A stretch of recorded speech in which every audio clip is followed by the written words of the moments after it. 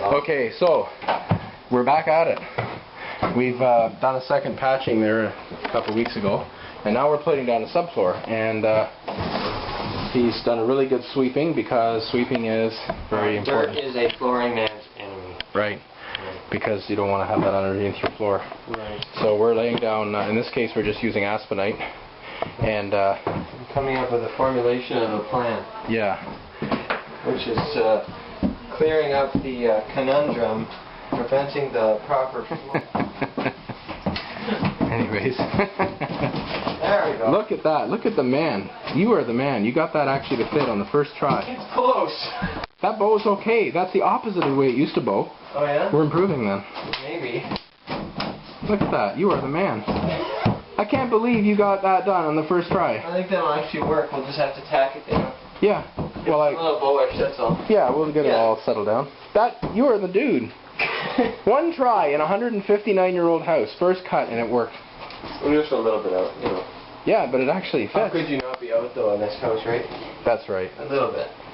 Cool. So, I've got my gun here. You want me to tack it about, what, every 8 inches? And then start there so that this isn't overlapping. You don't want it overlap there. Yeah. You've already got a 1/4 inch. Yep.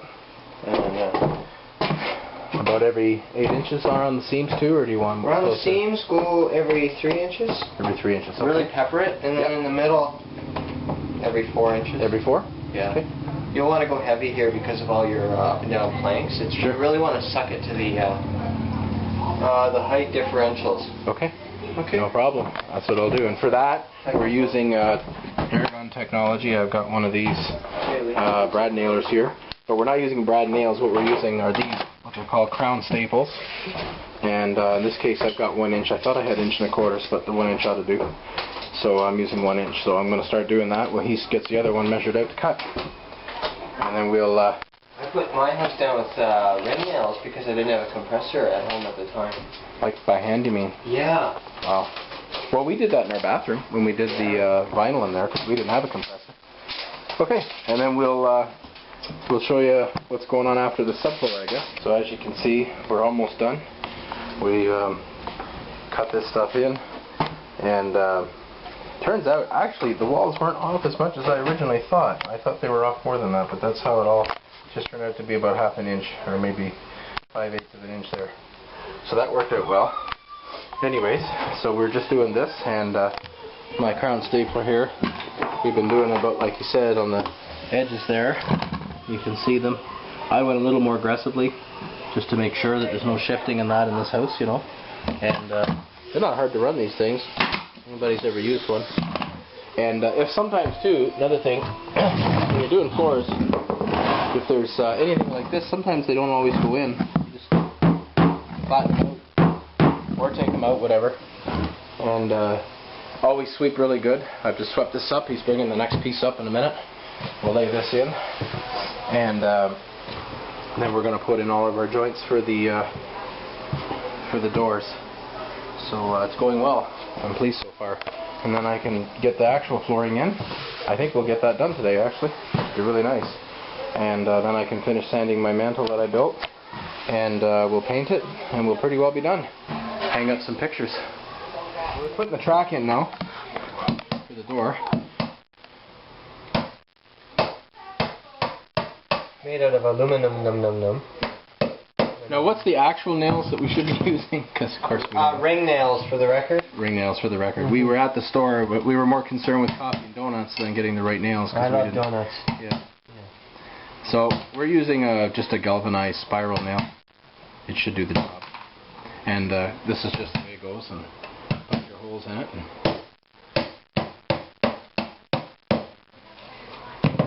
That'll work. Okay, so we've got our underlay done. We've got all of our tracks in place. I'm going to do a little bit of configuring there. And now, what are you putting down there now? This is the laminate underlayment. Okay.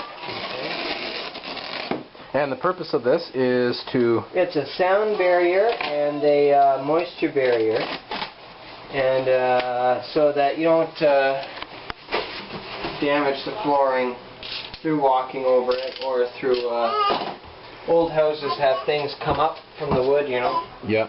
So that's no good either. So, because of course this is a floating floor. That's correct. These aren't nailed or glued down to the floor. So it needs something soft to float upon. Right. And what we're using is this. Basically, it's laminate. You can get this at any hardware store, really. And it's got basically like a tongue and groove, but it's like a snap. What do you call this technically? Click together. Click together. Yeah. You can get glue, but I think that was when it first came out, is it not? We don't do a whole lot of glue flooring anymore, except for a newer product, which is engineered hardwood. Okay. Which slides together, just like tongue and groove, except you have to glue it. Right. You do much of that, or? We're starting to do more. Yeah. Than we used to. Is this stuff starting to decline in popularity now? This no. In fact, I would think it would be more popular because it's just so inexpensive. Right, and of course the ends will have the same snap and click together grooves that are on it. So it's important not to damage these grooves when you're putting it together. That'd be groovy. It's made with what do you call that stuff? Melanoma? No. Oh, sorry. No, what do we call this stuff? I used to work with it in the furniture all the time. MDF? MDF. Oh, yeah. okay. MDF. Yeah, it's MDF. And then it has like the actual grain. And what is this top made of? What is the top? It literally is a laminated finish. Laminated, yeah. Okay. Yeah. So there you go, and it's just in this Same case. thing as countertops are made out of usually. Okay. The same laminated. All right. So there you go, and he's starting the first row now, and my job is to cut. So we'll get this started, and then I'll give you a show of the final product, and maybe I'll get some of them clicking it together there. So there's the final product, and I actually had forgotten to get some footage of how they click in, but all they basically do is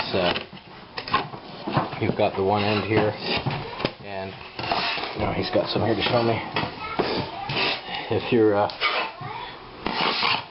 clicking it in, basically you've got your one end here like that, and you start on an angle, and it comes down, and you just snap it in place, and that's how it works. And of course you'll have your sides and edges to do. Sides and edges to do with it. So that's pretty simple stuff. And then of course when you're all done, it really adds a lot of value. I still have to do some trim around the edges and that, but and the transition, of course, that we did. We just hammer these rubbers inside that track where the groove is, and it's all done. Thanks to this man right here. Thank you very much, my man. No problem. Now, what do you think? Is it porch and barbecue time? It is. Very And cold beverage time? Oh, that'd be a blessing. Okay.